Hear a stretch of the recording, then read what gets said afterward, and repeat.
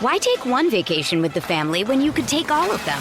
With Royal Caribbean, you don't just go to the beach. You visit a private island and race down the tallest water slide in North America. You don't just go for a road trip. You ATV and zip line through the jungle. You don't just go somewhere new.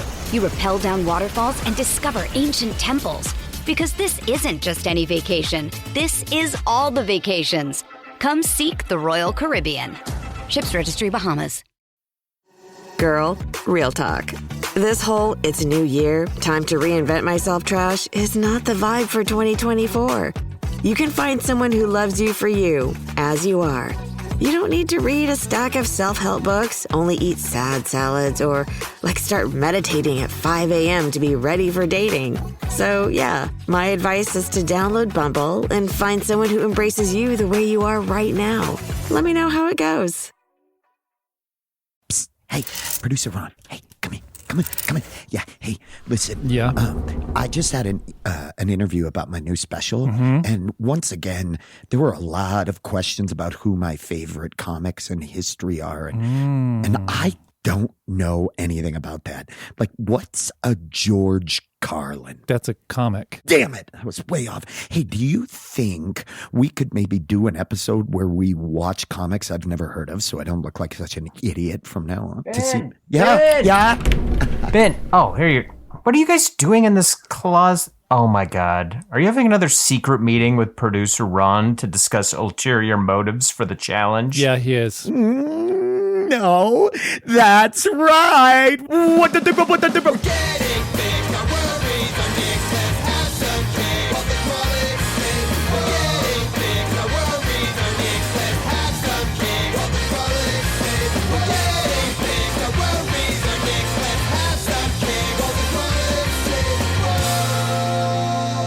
Normally, this is the very beginning of the pod where I just lead with a sweet, sweet riff, but I have nothing this morning, and I am not going to lie to you, the listener, with some half-baked riff. I'm just going to come up and tell you I don't have anything funny immediately, but I'm hoping to warm up over the course of the episode. This is The Grolic Saves the World. My name is Adam Caton Holland. My name is Ben Roy.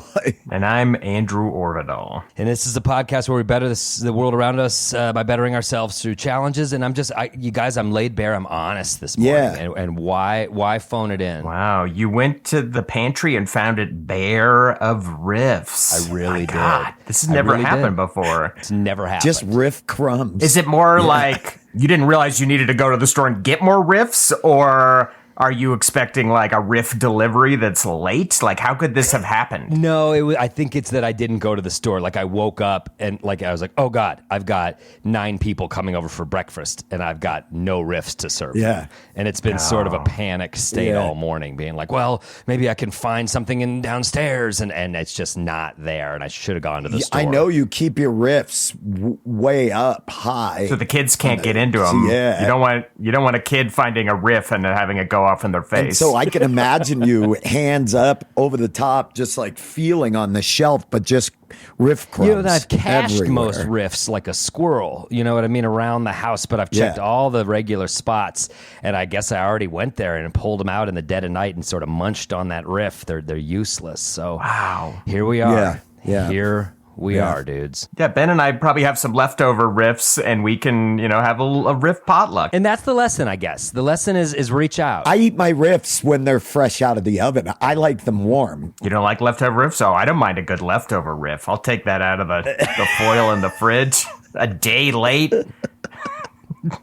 Producer Ron is shaking his head at how much of this riff garbage. You know who really likes riff talk is producer Ron, who's allergic to riffs. It's tragic, but producer Ron is allergic to riffs. We have to have an EpiPen with us at all times. Anytime we're riffing or goofing, Ron, he swells up like he ate the wrong thing in Wonka's Chocolate Factory, and we got to stab him with his fucking EpiPen. It's tragic. It really is. He's in the wrong biz. But it also, I think, riffs, not even once, with a picture of Ron. with Ron splayed out on the ground. I think the lesson here is swallow your pride a little bit, and if you don't have any riffs in your house, go next door, ask the neighbor if you can borrow a riff. Text your boys, say, hey, you got any riffs this morning? Or we're plumb out. And I'm glad that we had this talk. Yeah. As much as I would love to see footage of you asking your neighbor to borrow a riff, Adam, do we have a real challenge for this episode? We do. Actually, I'm going to bring this challenge, and it's not an overly complicated one, but I think for us as stand-up comics, it's an important one. I was doing some shows out of town, and as you both know, when you're a comedian and someone asks what you do, You lie.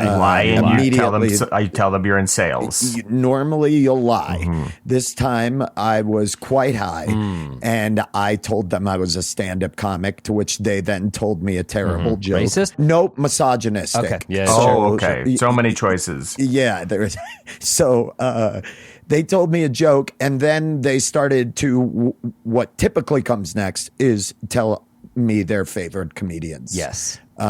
Even though I did not ask. And what I have come to, and to a point, and I'm sure you both have, is that now I just nod my way through. When they tell me who the greatest comics of all time are, I just am like, yep, oh yeah, I've seen that. Carlin? Yeah, I've seen. What, Dangerfield? Yeah, I know it. Lenny Bruce? Old pro, I'm a comic. I've never seen any of these specials. I realize I don't know about you all, but I didn't come at this from a stand-up comedy background. I didn't listen to a lot of stand-up comedy growing up. Yeah, I'm in the same boat. Yeah, did you both? I listened to listen Bill Cosby and Steve Martin. That was it. That was the only stand-up I was like at all subjected to as a child. I'm with you guys. I wasn't one of those worships at the altar of stand-up comedy. The only stand-up that came my way was Bill Cosby, Fatherhood. My dad had a cassette tape. We'd play that in car trips. And I don't even know if you consider it stand-up comedy. Garrison Keillor tapes, like on long road trips. That's not. That's it's like not storytelling stand-up. stuff. I didn't either. Bill Cosby was my introduction. I imagine for a lot of kids of the 80s and for Andrew of the 60s, like those were comedians. I'm not even gracing it with the reaction anymore. That's fine. yeah. There's enough for us to go around. Yeah, While we've my got- riff cabinet's empty, Ben is filling it up. Mine overfloweth. But I think like Bill Cosby himself was like huge. I had that tape. That was like what I thought stand-up comedy was. I've never watched Carlin in its entirety. I've obviously seen clips and Kinnison or Lenny Bruce, or the only one of those that really like struck a chord, but this was well after I started, was Bill Hicks. I remember seeing Social Satirist and his set at JFL. But outside of that, I don't know. Once I started doing stand-up comedy, I went and listened to a lot of it. Like there was a period in the first 3-4 years where I was like, oh, I'm in love with stand-up comedy. I want to know all about this genre. You So crammed. I did listen to a lot of stuff then, but certainly there's holes. What about you, Andrew? Did you cram? No, I did not cram. I also loved stand-up comedy, but I did not go back and really cram it in there. I felt like I was hearing it just by doing a lot of shows, seeing a lot of stand-up. I didn't really delve back in on purpose. So what's the challenge? We just never tell anyone we do comedy again? I'm down. Accepted. Is that the challenge? Cool. Yeah, Okay. No, what I think the challenge is we learn our comedy roots. We each pick a special of somebody that is considered to be a pioneer, somebody that paved the way for stand-up comedy. Find a list online and find the common ones, the ones that are considered definitive classics of this genre. Tim Allen, And- Larry the Cable Guy, Roseanne. Yes, I mean, All the bricks that make up the wall that is Adam Caton Hall. Absolutely. This is my Mount Rushmore, and I salute you. I think we each pick a special from a comic. All right. That one of those that is considered a classic, And we watched this. There's so many that I could choose from because I really haven't gone. Andrew, is there not one album that like speaks to you? Like that there's not one. I mean, Ben and I keep saying Cosby, which obviously didn't age well. Oh no, I'll find one. I'm saying that there's so many. There's so many that I could choose from because I didn't watch any of them. Yeah. But I remember when I first started doing stand-up, somehow I got a hold of Dave Attell, Skanks for the Memories. I think it's because I learned it was recorded at Comedy Works. Yep. And I remember that blew my mind. Yeah. And I listened to that so many fucking times. It was a great comedy album. Great comedy album. Yeah. There was none like that you got into early when you started stand-up. No, I mean, I heard them. I'd have friends that would play stuff in the car on road trips, traveling with comedy. They'd pop in something. So I've heard Skanks for the Memories. I've heard all Mitch Hedberg's albums. I've heard Dana Gould has an early album. I don't remember the name of it, but it was amazing. So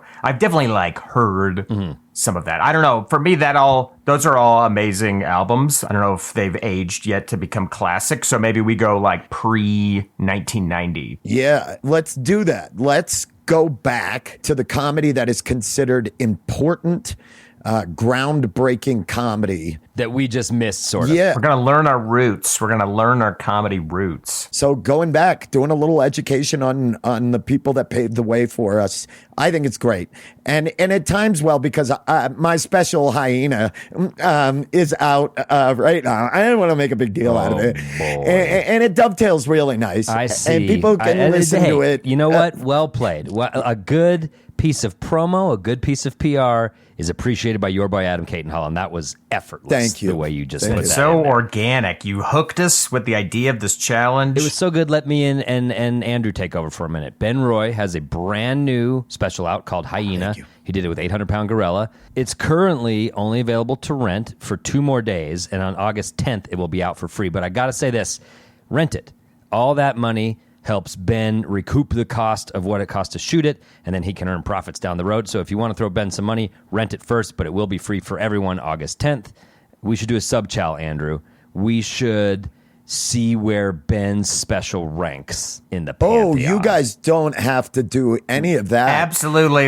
I've watched Ben's special, so yes, let's.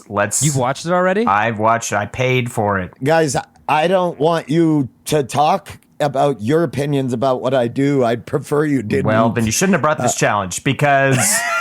Oh, I don't like this at all. Yes, I have watched Ben's special because I'm a good friend, even though I've heard the jokes enough. I could have been his second. I could have been backstage wearing a parachute. Okay, see, that kind of thing, when you do that. What? We performed a lot together. I'm just saying that I'd heard the material. Okay, well, I'm going to do this. We'll see where he ranks on my personal Mount Rushmore. Does he sit next to Roseanne? Does he get up? Cheek to cheek on Mount Rushmore. Ben, Roy, and Roseanne. Oh, looking down at us with their wisdom as a huge flag above them. This is hard because Adam puts Roseanne on his Mount Rushmore is kind of progressive because it's a woman, but then it's also Roseanne. Yeah. So Adam is always kind of leaning in and out of good and bad. But don't forget Ben's going to the Edinburgh Fringe Festival with Roseanne as their comedy duo, Ben Royzanne. No, I am not. Okay, let's do this. So we have our challenge. We'll just stop there. We're going to watch a full entire special from one of the greats or a special that is considered very important to the history of comedy. And rank Ben in that. A sub-challenge. Adam and Andrew are going to see where I rank in that, and I don't like that. You don't have to do the sub-challenge. So that's great. We've got it. And why don't we do this?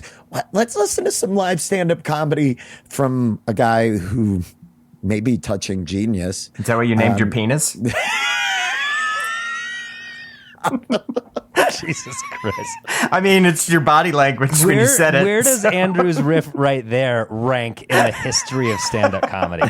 Because I personally will have a plaque on my Mount Rushmore beneath Roseanne. Not because it wasn't a special, but it was a riff worthy of noting. So there will be a plaque recording the date and time on my Mount Rushmore where Andrew did the genius penis riff. That will be there. I will salute that as well. I'm touching genius right now. Okay, why don't we listen to some live stand-up comedy from me, from my new special Hyena, which becomes free on YouTube August 10th. And as always, we'll put the link down there in the show notes. So enjoy this clip of stand-up. And when we return, we're going to be archives of the history of comedy. We're going to know we'll be experts. So much better. We'll be Learned. experts. All right. Stay tuned. You all, this means so much to me, and thank you all for being here, and what a night. I want to say this right off the bat. If at any point you're easily offended, I don't fucking care. Like, I truly don't give a shit. If anything I say upsets you, fuck off, like, legitimately. And I want to say, times are crazy. I want you to know I'm carrying a knife because of some shit that happened at the Oscars. You know, so I am fully armed on stage right now. And I'm gonna be honest with you all. I don't know how to hold this fucking thing. Which actually makes it feel far more dangerous, doesn't it? The fact that I'm holding my knife like that feels like it'd fall out of my hand at any time. Get up on stage. Say what you want to say.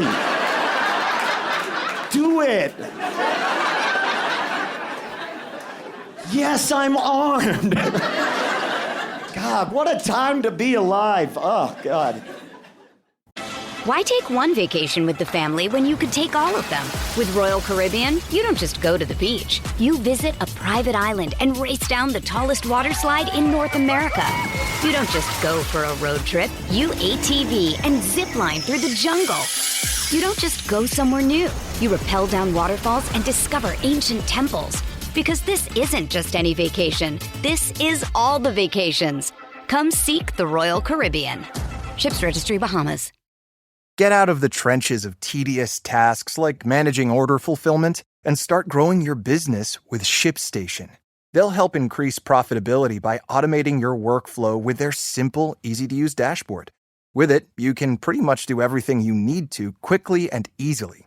Update order information, print labels, compare rates, optimize shipments, and even set up automatic delivery notifications. And it doesn't matter where you sell. Amazon, Etsy, eBay, Shopify, ShipStation can integrate pretty much anywhere online. Another great thing about ShipStation, they can help reduce costs with industry-leading discounted rates from some of the biggest mail carriers.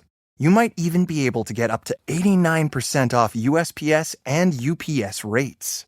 So, make this year your most profitable one yet. Sign up for your free 30-day trial at ShipStation.com and use the code Spotify. That's ShipStation.com with the code Spotify. Welcome back to The Grolic Saves the World. It is the second half. Through the magic of P-casting, time has elapsed. It is later. It is the future. And I think we've all listened to stand-up. We are now all official historians of stand-up comedy. I can just comedy. tell by looking at us. Anything. We all just know a little bit more about stand-up. We look wiser. I understand it. Yeah. I know. I bet if you're We're just listening. archives now, as Ben might say. We're We're archives. physical archives. No, We're cabinets. Come up to us and peruse our documents. They're full of historical I meant acumen. arbiters or archivists. I knew you were going to get on me for that. I stumble over my words. And thank you for knowing. Thank you for knowing it. Makes it even more satisfying. Arsonist of comedy at this point. Okay. Anyway, let's. I am an archer. I am an archer of comedy. Okay, stop. Okay, I get the point. I'm an anthropomorphicist of comedy. Okay. Yep. Let's ask the question that makes this whole show go round. The question that America's dying to know. Did we all do the challenge? Did we do the challenge? I did the challenge. Yes, I did. Adam? I did as well. Wow. And that Is is the the episode. Grolics. We propose a challenge, then we do the challenge, play the song, and we're out. That's it. You might be out of riffs today, Adam, but your heart is full of song. That's song number 2. Wow. Yeah. I and love it. they're weird songs. There's no real discernible rhythm. Yeah, but I like it. Ben, you brought the challenge, so why don't you go first? Tell us how far back you dove. Give us all the details. Well, thank you for noticing me sitting over here. And thank you to the esteemed panel here, my colleagues, of course, at the Comedy Archives. Wait, Ben, I want to let you know, I see you too. And I stopped seeing you. Oh, damn it. Okay. Wait, why can't we both see him at the same time? No, because once I knew you were seeing him, I was like, I guess I could just stop.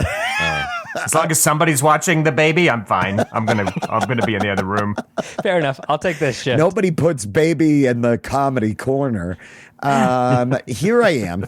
Ben, you'll be at the Comedy Corner this weekend, right? Yes, that's what I'm saying. I'm doing the Comedy Corner. That's in Baton Rouge, Louisiana. Okay, 12 shows Thursday to Sunday. Wow. Jeez. Yeah. Workhorse load. Yeah. So I did complete the challenge. One could say that I went quite a ways back to the comedian who's usually listed at the in the top 3 comics of all time. Bill Engvall from the Blue Collar Comedy Tour. No, he's 4. He's been nudged out. Right. God, Right. That guy is so pointed. He's always so right on. You know what I mean? Nipping at the heels of the greats. When he's like, oh, why do kids do that stuff? Do you know what I mean? Do you remember that bit? I do. Why did they do that Yep, stuff? I do. No, I went back to Lenny Bruce. And admittedly, I knew very little about Lenny Bruce. I did read How to Talk Dirty and Influence People, but I had only read the book and I had seen clips. So I had not seen a full hour.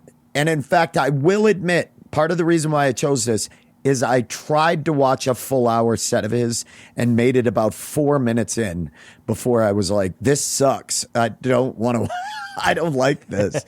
But he's always regarded as extremely important for modern comedy. Right, and freedom of speech and being sort of targeted for all the subversive things he was saying and going on trial. You know about the history of Lenny Bruce more than you know, like, jokes from Lenny Bruce. Exactly, for his obscenity charges and for the way that it bankrupted him. He basically, Lenny Bruce, his legal battles ended up killing his career and ultimately sort of driving him insane. And so there is, for free, which I recommend everybody to watch, a special that was taped in San Francisco, which became the only place that Lenny Bruce at the end of his career was allowed to perform at. There was a full, very rare set on YouTube of him in 1961 in San Francisco after he had been banned from everywhere, performing in the basement of what looks like some sort of bar or something. And so I watched this full hour and oof, is it tough. It is just as tough as the first. And I believe I texted you guys that he is the James Joyce of stand-up comedy. And Andrew responded with an odd, bizarre... No, it was a great James Joyce joke that you just didn't get. I said, why? Because he's into fart porn? I did get Remember, we found out that James Joyce, all about talking dirty, talking about farts. Yes. Anyway, flatulence. It was lost on you. On you. No, it was not lost on me. It was just, that's weird that that's what you've latched onto about James Joyce and Ulysses. Yeah, that's the only thing I learned from that challenge. Didn't finish the book, learned you like farts. Done. Next challenge. Tee me up, daddy.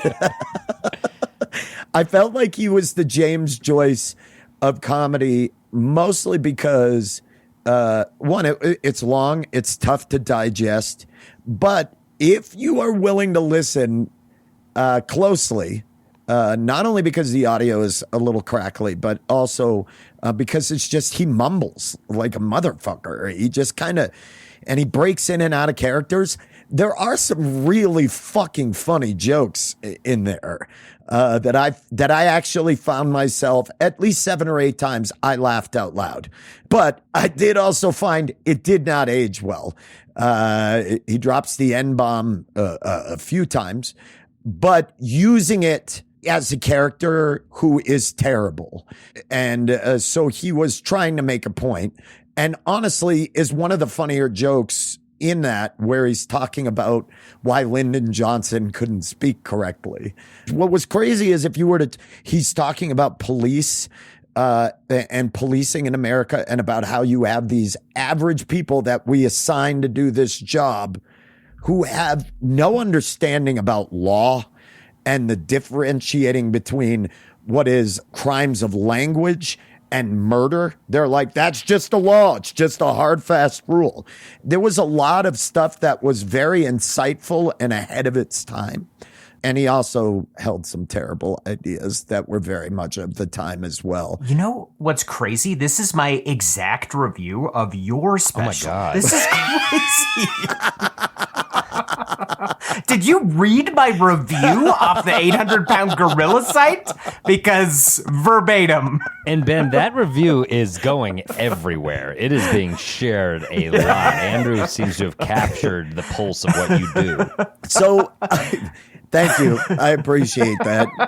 My opinion, Enunciate more. That's all I'm saying. Enunciate more. my opinion is, as a stand-up comic, especially from that time, I think there are comics that were far funnier, far better character actors, but he was legitimately the first person to go there. And what is super interesting about this and kind of ahead of its time as well is the whole set is him reading through a trial. Like he's got the trial transcripts and he's going through beat by beat and he's mentioning these cops because there's no recording devices at this time. So it's all word of mouth. It's all people saying that I thought he wasn't funny. I thought it was vulgar. And then they're like, he talked about having sex with a chicken and the crowd laughs. And then he goes into what I was saying was, and then he does the bit. Oh, wow. In San Francisco from the safety of where he was. And he's talking about it. And it is sort of genius. Like him thumbing his finger, like his thumbing his that's nose. a brilliant conceit for a show. Yeah. It is a little navel gazing, obviously, but I'm sure people were there to see him talk about this shit. Yeah, know? that is clearly why people were there, is because you're seeing the outlaw comic. Totally. This is a guy who has 4 times been arrested and found 3, I believe, times found guilty of obscenity charges to the point where it had to go to the Supreme Court. And he was found not guilty. He was eventually acquitted by the Supreme Court, that it was protected under the First Amendment rights.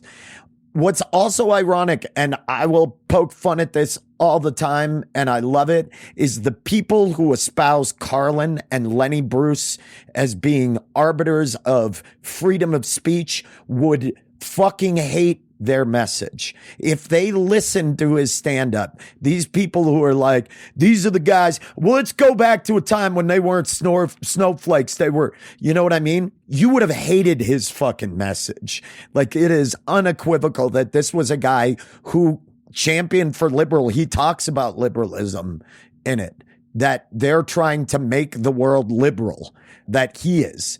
So it's super ironic that people who talk about them being for freedom of speech would have hated their opinions on things. So I was definitely glad that I listened to it, because it was not at all what I expected. It is very hard to listen to. And listen, he's a dude from that time, so he does have some terrible ideas on things. But for the most part, I can see why it was considered so important. And I'm glad I watched it. Nice. And that's my review of it. Very nice. Have you both watched any Letty Bruce at all? Just like clips, Yeah, here and there, and I couldn't even like quote them if I had to, so they didn't really stick with me. But I know I've seen. Did he do the Hot Pocket bit? No, that's Jim Gaffigan, but they're so close. Oh, right, and Gaffigan is really A lot biting. of people make that. Yeah, they've both been arrested for obscenity so many times. It makes sense. Yeah. Adam, why don't you go next? I'm going to pick. We're going to hand off and shotgun the mic here. So Okay, I will happily go next. It's fun. Well, yours is from 1961. The album that I listened to is from 1962. Wow. So we both went right to the same, which is pretty funny if you think about these guys performing side by side. but I have always been curious about Bob Newhart. Oh, damn. I loved the show Newhart when I was a kid. Yeah, me Fuck too. yeah. I thought it was funny, but then I heard that Bob Newhart was a comedian, you hear him described as kind of like almost like an alt comic. Like he's very square and he wears a suit, but like what he was doing, I've heard, was kind of offbeat and sort of left of center. And so I was just like curious what that was. So I had an album somebody gave me, like an old vinyl record sitting in that I've never listened to. And it's the Button Down Mind. What's it called? Bob Newhart, the Button Down Mind on TV. And if you read the back, it was like he did all this material on NBC over the course of a year, but not everybody had TV. So this was him recording all that material in one show for people to listen to on records, which far more people listen to than television. Wow. And he recorded it at the Broadmoor Hotel in Colorado Springs. No way. Whoa. That was recorded at the Broadmoor. That's crazy. Yeah, this album is recorded at the Broadmoor. I did not fucking know that. That's so rad. Totally. I mean, you want to talk about peak insufferable hipster ACH, just sitting down with a cup of coffee, some steamed oat milk, of course, God, 10 I o'clock hate you so a.m. much. in his living room, putting on a Newhart vinyl and just having, I want having a to day. punch you in the face so fucking bad. I feel like you put on a cardigan even though it was like 98 degrees out. You're like, It was. I started the fire. It was 99 degrees outside, but I was like, "This is what is needed right now." It's deliberately working against your central air. I passed out 3 times. wow. One from laughter, 2 from heat exhaustion. But it was so weird and great, and like honestly, they're all just little vignettes. For example, the first bit, introducing tobacco to civilization. That's the name of the first bit. So he's like imagining Sir Walter Raleigh in the colonies calling the head of the West Indies Company, trying to sell him on tobacco. And it's like super literate, but that's a funny premise. It's like, okay, it's this plant you roll up and blah, blah, blah. And basically it was just that conversation, but each bit was kind of some absurd conceit like that. He's like, hey, you ever wonder how tobacco was sold, how they marketed that? What if Sir Walter Raleigh had to sell it to this guy? And then every time he would go, it might just sound a little something like this. And you realize that's our shorthand for like hacky comedy. Yeah. But I think Newhart was the first to be like, isn't that a funny idea? Might just go like this. And then he would launch into these absurd. Let's bring that back. And it might just sound a little something like this. And when he did that, the first time, I was like, oh, hilarious. He's referencing the thing and kind of mocking it. I was like, oh no, he is the thing. Like I didn't know what that thing was. So they were all really absurd and like, are they as funny as things we listen to now? No, but it was the first, you could tell this was the first guy to sort of push comedy that way. Like I feel like if Bob Newhart was big today, he would be on Adult Swim. He'd be like a Tim and Eric, is just very weird, pushing the platform to the outer realm. Were they funny? Like, did you laugh, or were they more like amusing? Yeah, they were very funny, but they were quaint to a 2023. Like one was a team. He's like, you always hear about experts defusing a bomb. You know, it's still very like post-war. Like they find bombs in fields in France and experts, team of experts go to defuse them. But what if it wasn't a team of experts? What if it was non-experts defusing a bomb? It might just go a little something like this. And it was like a small town sheriff and his like deputy called him, found a bomb on the beach, and he's like talking him through. He's like, okay, it says you need a QR X17 non-metal tip screwdriver. You don't have one? Just use a penny. Like, you know, is that type of shit. Yeah. So they're funny conceits. They're just very dated. But there was one that was so clever. It was the, what's it called? General Chariot Corporation. And it was talking about the Roman Colosseum and chariots. And what if they marketed those like they market cars now? And so it was like a sales group trying to sell the new chariots. Oh, that's super funny premise. Right. So as the head of the General Chariot Corporation being like, we got to sell the new models, you know, and he would do clever things. He's like, we got to look ahead. It's 421 BC, and we're going to have to start thinking about 420 BC. Like, that's a funny joke. And then At That's so the great. end of that sales pitch, he's like, yes, you keep interrupting me. What is it? Oh, you have an appointment? Okay, well, go ahead. I'm almost wrapping it up. He's like, what's that? You need to borrow a knife? Okay, here you go, Brutus. Just like funny stuff. That's pretty funny. So I actually loved it, and I thought, my friend gave me this album. My friend Tim, who owns Baker Spirits. If you need to go get any alcohol, go to Baker Spirits in the South Broadway area. Adam. He gave me this album because he's like, you'll like this. And I do think my favorite jokes of my own are where I take a weird character and go with it for 9 minutes. So I could see why he was like, you would probably like this. This guy was doing shit like that. So I recommend anyone know this. I just didn't know that Bob Newhart was this oddball. And that, in a way, he was taking people who were very square. It's the Broadmoor. This is a fancy hotel in Colorado Springs. And he'd done all this material on NBC, but I think there's a bit of rebellion planting these sort of weird ideas in regular mainstream America's head. That's like, you need a safe vessel, like besuited, nice Bob Newhart to sort of make your brain go off in weird directions. And I love that he did that. Yeah, I've often heard that he was the godfather of observational and surrealist humor. Like, he's considered like somebody that a lot of those people who really refine that style look to Bob Newhart as a big influence. Surrealist is a really good way to put it. And I feel like, in our terms, he would be an alt comic in the 2000s, going to the weird shows, doing weird shit with Birbiglia and the guys from the state. And yeah, exactly. Like, so running the show at Rafifi. Yeah. They were all just super like historical bits. The last bit on the album is 2 German soldiers holed up in a farmhouse who haven't learned that World War II is over, and it's 1962. And finally they work up the nerve to go like look at the other farmhouse, which they think Americans are hiding in. Like, it's very funny. His 2 high-pitched German accents, and he's clearly like a well-read, smart guy going through history. And if you think at that time when he was doing this, that's the equivalent of us talking about 2003. It's a 9/11 joke. Yeah, it is. Doing a 9/11 it's a 9/11 joke. 100%. I had that feeling you had mentioned with Lenny Bruce, where I was watching him and I'm going, yeah, this is just like an open micer who's like, it's just like doing vaguely political stuff or overtly political stuff and railing against. And I was like, oh, wait, no. Lenny Bruce was like one of the first to do this, if not the first. Like, this is the template that everyone aped, thus making it hacky. Yes, like, exactly. You spawned all of these copycats. Yeah. Carrying his notes on stage, he'd look down at them, kind of affected his whole delivery. I was like, oh, you spawned that.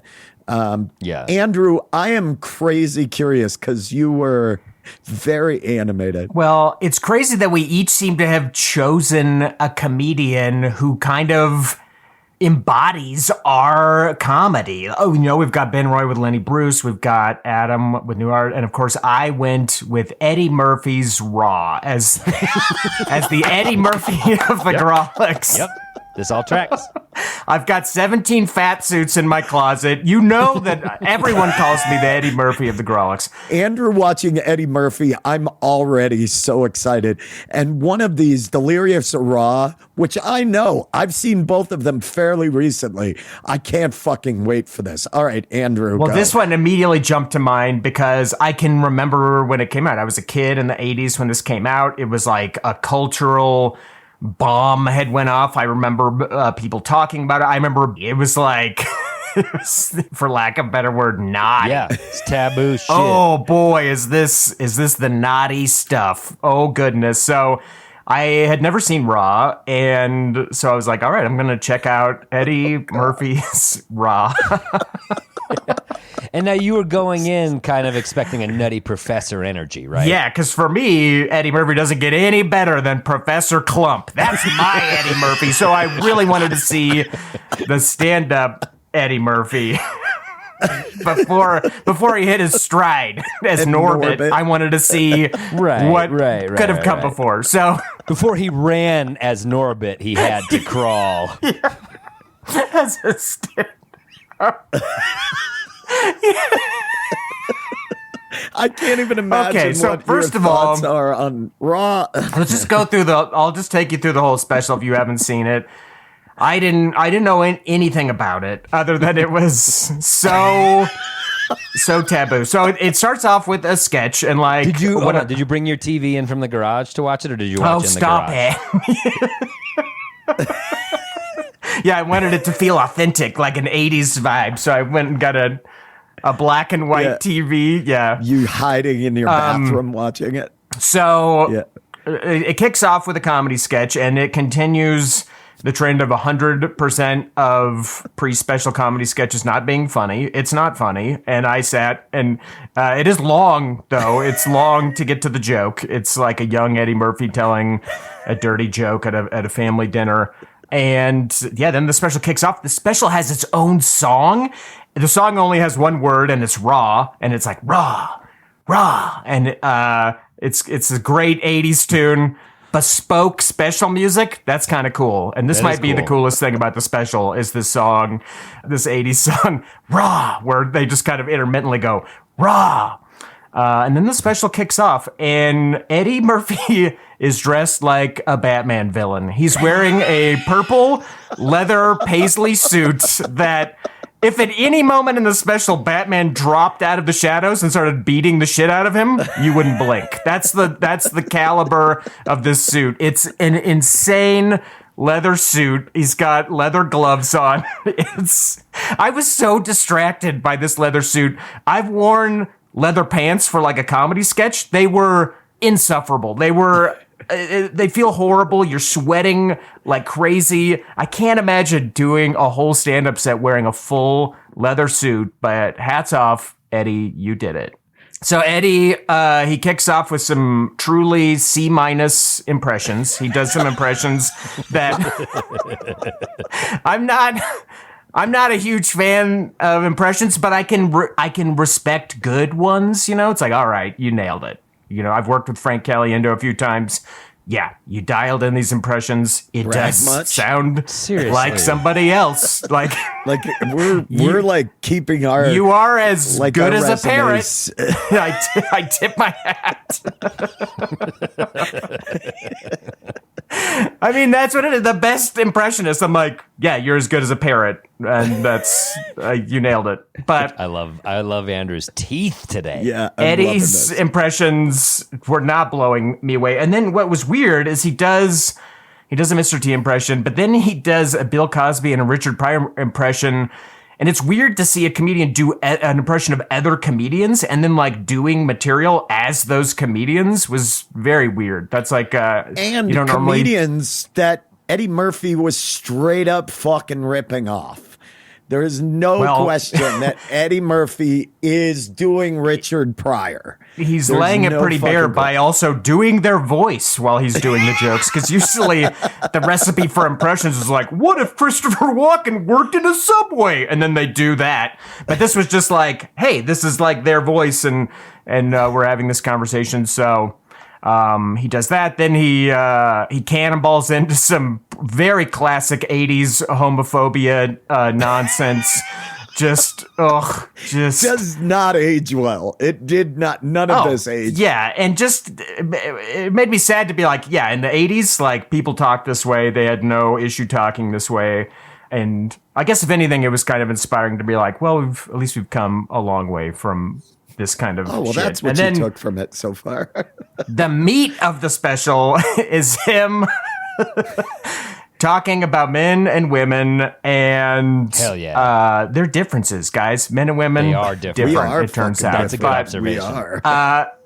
Yeah, I never thought of that. It's like we're so fucking different, and I've never from different planets. They're different, but in a lot of ways the same. It kind of turns out, but it's a lot of. I guess I can't say regressive because this was a long time ago, but a lot of opinions and attitudes about women and relationships that now are. Let me ask you, Andrew, how much did he use the word pussy in it? He uses the word pussy so much that he devalues it. Have you ever heard someone talk about something so much that you begin to question your interest or like of that thing? It's like hearing a bad salesman try to talk you into a car. At some point, you're like, I don't think I even want this car anymore. Like, that's how much he's like... Talking about the googe. Yeah. So much pussy. Let's say googe because it's not as jarring. Yeah, we don't want pussy's offensive. Let's use googe from here on out. Yeah, how about this? Does he talk about getting that good googe? Yeah, you want that googe so good it makes you do crazy things, you guys. When the googe is good, you do crazy stuff. I always put the googe on a pedestal is my problem. Yeah, and they know it too. That's why they withhold it from you because you guys know me. I'm totally googe whipped right now, and I can't help it. That's what happens when you're a googe hound like Ben Roy. But this chunk of the special is where the challenge aspect of this truly kicked in because I was like, I don't want to watch this anymore. I'll pick something else or I'll just lie and say that I finished it or something. But I didn't. I stuck it out and I grinded through this. And eventually he gets on to some other topics. He gets to... he's talking about how Italian Americans see Rocky and think they're badasses and they want to fight. And that was like a bit more interesting, but not. But the issue with all these bits is it goes too long. It's as we all know, a lot of comedians might leave a little meat on the bone, which is fine. You can leave the audience wanting more. Maybe you could have dug a little more gold out of that vein. An amazing comedian gets just the right amount of meat on the bone. But when you go too far, then you're belaboring the audience. You're like, yeah, we get it. We get the joke. And all of these bits, he goes minutes too far. This is legitimately the same speech that Adam gave me at the last Grolix that I was at about my set. I know, and we're just trying to, we feel like if we say it enough times, then maybe you'll internalize it. Everything Andrew just said and just post it later as my review of Ben Roy's Hyena, and we're good to go. I think we've got both of our takes covered. But in this special, he's just going minutes too long on each premise, where you're like, okay, yeah, we get it. We get this. And he just keeps doing it. And it ends up the best stuff on there, although by this point I was not in the mood for it anymore.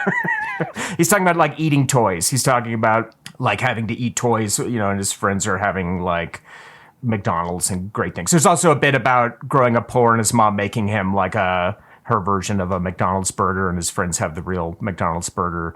But I didn't laugh one time. I didn't laugh once. I just sat there and watched it, and I was like, man, this is like bumming me out. I'm just curious because like this is when you get into these conversations like Ben sort of started this episode with, which are often insufferable with people who are like, oh, if you're a comic, you must love this, you must love this. And we're always like, no, I hate everything you're saying. Raw often comes up. People still to this day will be like, Eddie Murphy Raw, that is comedy. And I agree with everything you're saying. I haven't seen it in years. Did you find anything redeeming? Was it like, holy fuck, this guy's got that star power, or like his energy up there is so fucking undeniable? Oh yeah, I mean, he's clearly a great comedian in terms of like stage presence and things. And it felt like, I think, and this is something I've seen with other comedians who are like superstar comedians, you no longer have a bar of quality, like, because everyone only blows smoke up your ass. You no longer have any frame of reference for like true quality and like great stuff. And so they laugh you go out there and you're just like, everything I say is gold. Every single thing that falls out of my mouth is the funniest thing, because the crowd reacts that way. And I guess me being able to watch that now, never having seen it, having no nostalgic attachment to it, that's how it felt to me. It was like, this is someone who has lost their frame of reference for what is quality and what is not. So they just like talk, and it's like, that's why the bits are too indulgent. That's why they go on too long. They're redundant, because the crowd just laughs no matter what. Like, it wouldn't matter. So it sounds like you loved it. The coolest thing I thought about this whole special was that it was written and directed and performed entirely by black people. It was written by Eddie Murphy and Keenan Ivory Wayans. It's very cool in the 80s. Wait, so it was written by Keenan Ivory Wayans? Like he didn't even write all the jokes? I think it might have been the sketch at the beginning was written by the both of them, but that was cool. But as a special, I think that's what was so groundbreaking about it. There was obviously, it was very raw and it was very filthy, but it achieved mainstream popularity, and it was a black artist. It's still the top selling concert film of all time. But as far as the subject matter, I guess we've just changed. But also, I've spent over 20 years listening to comedy of all stripes. It seems so tame to me, like nothing in that special even pings the radar of gross, fucked up shit that I've heard comedians say. It doesn't even... It's not on the Sean Rouse. If you were to, I'd be like, it's basically PG-13. This is like a PG-13 comedy special. Well, and this is very true. I think more than any art form, stand-up comedy ages poorly. Like it just humor is of a very specific era. What's funny in 2023 is not in 2026 necessarily. So it's just like so you listen to stuff like Ben and I were listening to from the 60s, and it feels like, is this vaudeville? It's so far ago. Yeah. That like it is hard to appraise these albums because inevitably the era, the time bleeds into all of it. Whether it's like language that you can't stand hearing anymore. Like women are greedy. All these women just sitting at home waiting to divorce you and take half your shit. Well, and Hyena gets into that pretty hard. Well, let's not talk about mine. I don't want to do that part of it. That's the back 40 minutes of Hyena. So let's quickly ask the question, is this something that you think makes you or the world or both a better person, and will you do it again? I'll start. I don't care. I wish I cared more about the grades of stand-up. That's a real Lenny Bruce attitude. I just don't give a shit. I listen to the stand-up comedy I like, mostly from contemporaries, because I like stuff of today.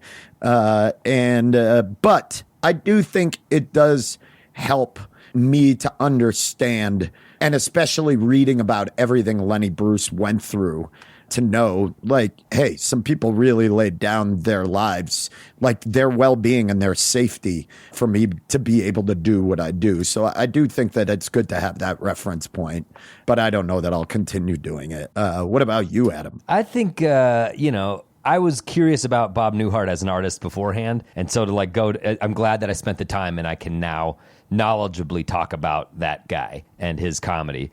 I don't think there's any harm in going down the field you're in and learning more about the past. I've read books about comedy. Like, if anybody's curious, The Comedians by Cliff Nesteroff starts at like the beginning of comedy and goes all the way to modern times. It's a great read. But yeah, I'm with you on that, Ben. Like, current comedy, with what I just said earlier about it aging, I feel like that's more what I'm into.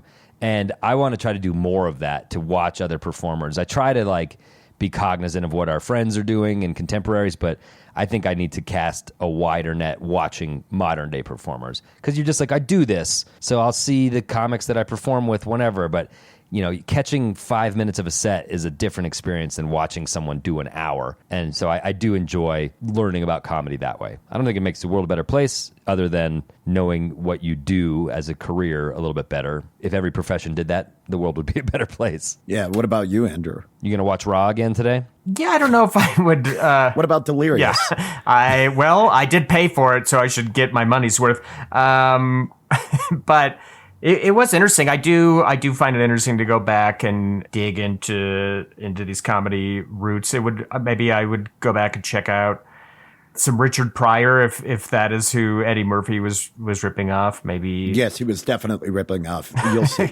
Go into that. Go watch Live on Sunset. I would. That's a fantastic special. Adam's description of Bob Newhart special, I'm like, maybe I'll check that out. I don't know. That sounds like it might be something entertaining, but I think it's always good for the world to investigate why you do things, or the kind of history of things that you do or things that you enjoy. I don't think it ever hurts to dig into that and kind of explore it, even if you end up like, that wasn't for me. I expected Eddie Murphy's Raw to be explosively taboo and have me like laughing and like, oh, I feel horrible for laughing at that. But instead, I didn't laugh once. But at least I know that that's how that special is, and it kind of has reframed, my attitude. I love when the way he talks about things like that, where he's like, I guess I hated it and I thought it was People pure eat garbage.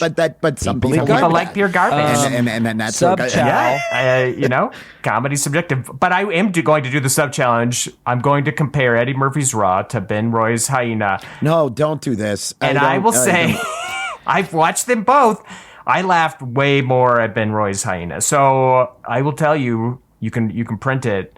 Ben Roy's Hyena better than Eddie Murphy's Raw. 800-pound gorilla. You can put that tagline on all of your marketing. Let's put that out there and say Grolic saves the world podcast. Let's not assign it to you. I'm gonna start using that on my social media. Like, you can forget about Eddie Murphy's Raw. Yep. Check out Ben Roy's Hyena. Make that your bio. Adam. So is the challenge for me to say whether he's better than Bob Newhart? I don't want you to do that. Yeah. I don't want to okay. do this. I have not watched Ben's special, and I don't really intend to. But Ben's comedy. So I think you're still qualified. You're still qualified. I guarantee I've seen every bit on the special. I don't like any of this. And I would say, it's like apples and oranges. I enjoy them both. So I'll say tie. Oh, wow. Tied with Bob. You can 800-pound gorilla. You can also use that in your marketing. As good as Bob Newhart. Quote, tied with Bob Newhart's 1961 special. 62, The Button-Down Mind. Yes, thank you guys so much. This was fun. Yes. But to all of you listening, what did we miss? What's a stand-up special from the ancient years of stand-up that we completely missed out on and we should check out? Oh, God, here come the edgelords. Dice Man, live at the Philly Filth Pit. No, I mean, those are our fans. Those are, Carrot Top, all the puppet assholes. So, yeah, I think this was a good chow, y'all. And yes, please, people listening, chime in. Chime in with where Ben ranks in the history of comedy. No, that's I all don't we care want about. to Chime do in. Please that. compare, Place watch him in Ben's the special first of all, and pay for it because that supports Ben and it supports him in future endeavors. And then go on social media and rank his special amongst all of the best specials. This little hunk of meat. Guys, I'm going to stop this now. That was a fun challenge. Thank you so much for participating, guys. What a fun one. We're better as people and now as historians of stand-up comedy.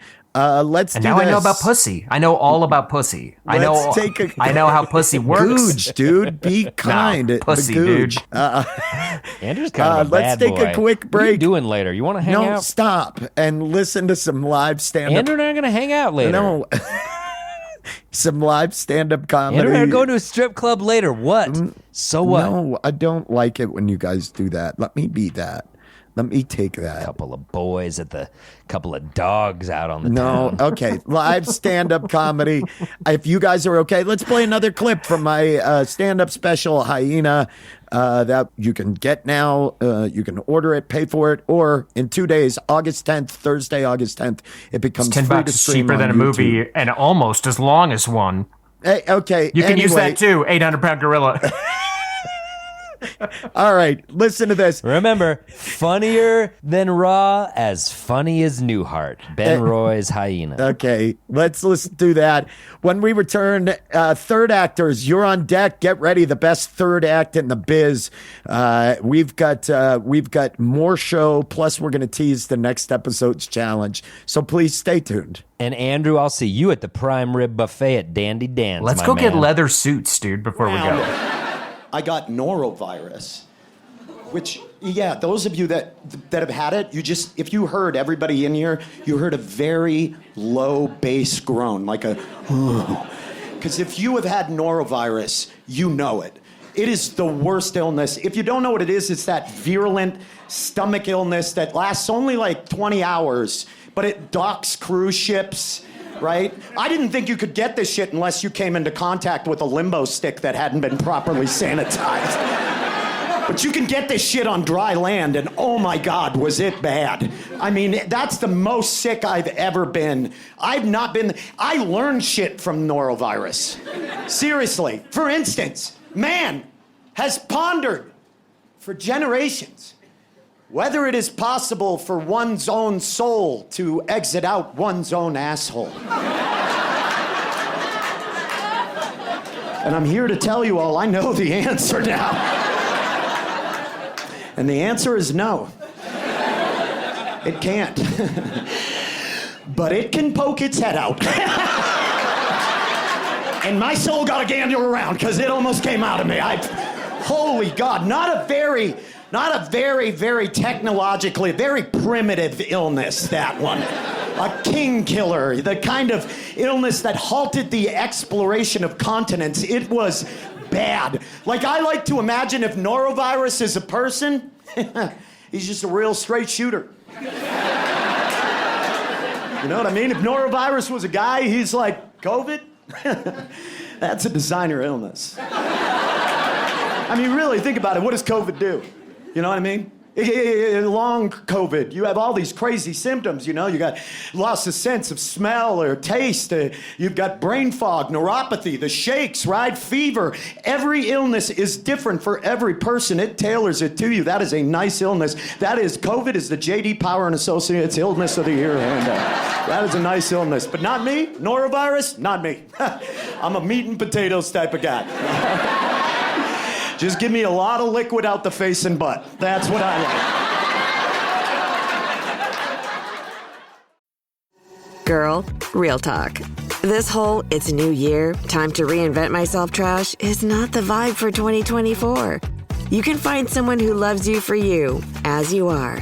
You don't need to read a stack of self-help books, only eat sad salads, or start meditating at 5 a.m. to be ready for dating. So yeah, my advice is to download Bumble and find someone who embraces you the way you are right now. Let me know how it goes. And we are back. Welcome to the third act. Whew, best third act in the game. Where the hell y'all been? I know you were waiting. You were just letting it play out in your garage while you were listening to some Speedwagon and working on the undercarriage, getting that catalytic converter solid and tight to the chassis. So the neighbors can rip it out tomorrow. Thanks to the magic of podcasting, Adam is not here for the third act. Adam's contract stipulates he only has to do 20 third acts a year. So he's using some of that PTO, and he is not here. But Ben and I, we can hold it down. We always have a blast when it's just Ben and I in the third act. It's like an audio water We crush park. it. And also, Grawlix Globotech Industries is one of the first companies that offers paternity leave nearly 2 years after your children are born. That's when you really need it. Yes, exactly. That's when you need it. Yeah. So we do that, and it's a very progressive way of doing things. Adam, enjoy the time with and congratulations. It's a couple boys. Belated. What's the second one's name? Travis? I don't know, and I don't give a shit. Do we have any thanks for this episode? Yes, we do. We want to thank the ghosts of Lenny Bruce, Bob Newhart, and Eddie Murphy. R.I.P. R.I.P. You guys. All of them. I hope you're up there, Eddie, getting some of that good pussy. I hope you're wearing God's fat suit. Oh, Andrew, looking down here, I'm noticing the Grawlix Globotech Industries phone line, the voicemail is blinking here. Oh, shit. Yeah, that's a bad only to be sign. used in emergencies. I guess. Yeah. Let's see what it is. Yeah, let's hit play here. Hey there, third actors. Sorry I could not be there for the credit sequence. I got pretty busy, couldn't make it happen. But I'm sure it's just riveting stuff with Ben and Andrew. Oof, don't worry. You'll get through it. I'll be back for the next one. But I wanted to let you know I will be in Grand Rapids, Michigan, August 19th at the Pyramid Scheme, performing one show only. And Michigan, you've always mattered so much to me. You know, you're just a pivotal key swing state, and that's part of the reason I'm coming out there to tell you my stories, to tell you my jokes, and I really hope to see you there. So if you know anyone in Grand Rapids, you know anyone in Michigan, send them that way. August 19th at the Pyramid Scheme. And, good luck with the rest of the credits with Andrew and Ben. I hope they can pull it off, but I doubt that they can. Okay, see you in Michigan. Bye. Yes. Okay. Okay. Well, Wow. We have to get rid of that voicemail line feature because it's antiquated and I don't like it. I don't like checking it. So No, I don't either. And I don't like that Adam is using it. It was not meant for that. It was meant for family and friends to access during emergency. Yes, this is for emergencies. All emergencies go directly to voicemail. Yes. But that does segue us into a very important segment. Andrew. Plugs. Ooh, It's got a Shakira vibe to it today. I liked it. It's because I was like standing up and shaking my hips. Yeah, That's and why. they don't lie. They are Yeah. some of the most truthful, non-insubordinate hips I've ever seen. Andrew, subordinate, I guess, is what you would say. I have something to plug. I would love to plug Hit this. And I've been saying it. My special, Hyena, will be available for free in 2 days, Thursday, August 10th. Please tell everybody. I know you already know. I've been hammering it so hard. I've been saying it throughout this entire episode. But please, if you get a chance, check it out. Tell the world. It would be greatly appreciated. Hyena. It's available for free to stream on YouTube August 10th.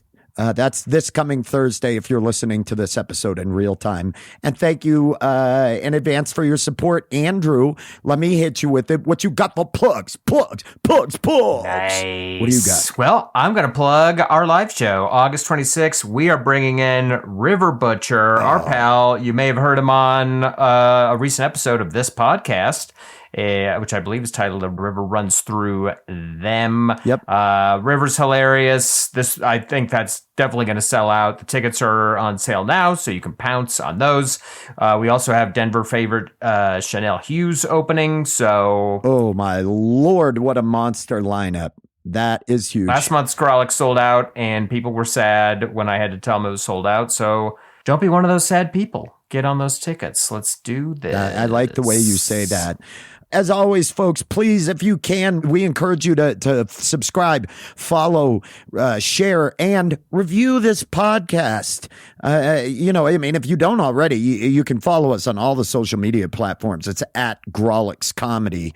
But we want to read your reviews, and I have one. Adam's not here, but I never get to read a review. Ooh, okay, I have one, 5 stars, from AHSBDVRV, which I actually had a case of one time. Yikes. It's aggressive. Honestly, it's a topical steroid these days, but I would not recommend it. So if you can, you're going to want to stay out of certain grasses during certain times of years. You don't want to get the AHBD. Yeah, that's what you're calling them now? But grasses? Okay. Yeah, well, it's they say that most teenage boys carry it. This review says, well, you killed that riff. That's a pretty good way to kill riff. Didn't have anything else to joke around about it. The headline says, my most recommended podcast. And then it says, this is by far my most recommended podcast. I simply refuse to stop telling people about it. After listening to it on my recommendation, other people have described it as having a quote unquote feral energy. But I'm choosing to take that as a compliment. Thank you so much for leaving that 5-star review. Feral, and I'll take it. Yeah, you know what? I'll take it. And we love appreciate to get you telling into the thin walls of a trailer home and fuck and breed. You're gonna need a large cage trap to get us under control. And if you get a hold of our neck skin, we're still gonna swirl around and probably claw at your forearms. You can catch my next comedy special on The Dodo on Instagram as a loving couple is trying to coax me into the backseat of their car. So if you don't already, you can follow us. Like I said, all social media platforms, at Grolix Comedy. Leave a review. You will probably read it on here. And we want to hear about all of your favorite comedy specials and what we've missed, what you thought, what we should do next. So please reach out Tell us what you think. Chime in. But if you want us to really listen to you, support us through Patreon. We've got a Patreon with 3 different tiers. There's an Adam tier, an Andrew tier, and a Ben tier. Each tier comes with its own fun perks. There's even a podcast within a podcast on there called Boy Crazy, where we rank the hunkitude of icons throughout pop culture. We just released a Boy Crazy on there. It's a grunge Boy Crazy where I'm overflowing with correct opinions. If you want to just hear me bubbling over with right shit, if I ever check hear out you call Boy Crazy. Chevelle a grunge band, hey, they gotta be Patreons to hear this stuff. They gotta be Patreons.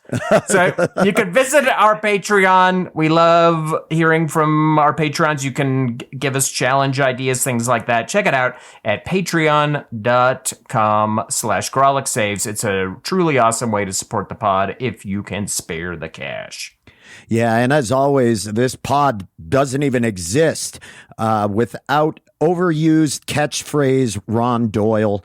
Thank you for producing it and making it happen. It's hack. Just hearing it's Ron hack. Doyle is Everybody, hack to me. yeah, it's just, boom, you got Doyled. You know what I mean? And yeah, that's what we say. Old. Yeah, we do say it. And I hate it.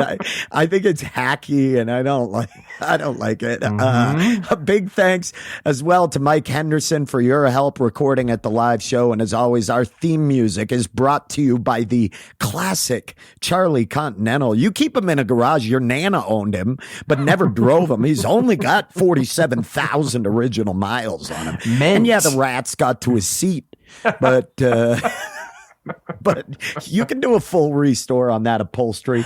Definitely. What are we gonna do next episode? Well, we talked some bullshit. The last episode, we said that this episode was going to be outdoors. We're going to be doing something outside. That's how we teased it. But some things got shuffled around while we're waiting to finish up a particular episode. But it looks like, to tease this, next episode, I think we're finally going to go outside, Andrew. And it's good because we are pale. You're like one of those fish that has the clear see-through head. Stop where it. You can, Stop it. It is where you can see, and all it is memories of Truman being inaugurated. Why did you go to the Truman inauguration? It's weird. Andrew, I love doing the third act with you. This has been fun. It's been so great. It's been nice without Adam. Listen to this. That's nice. That's so nice. You hear that? And he didn't get mad at us for laughing too much or having too much fun, as he is wont to do. Misspeaking a lot. We do what we want. Play us out, Charlie!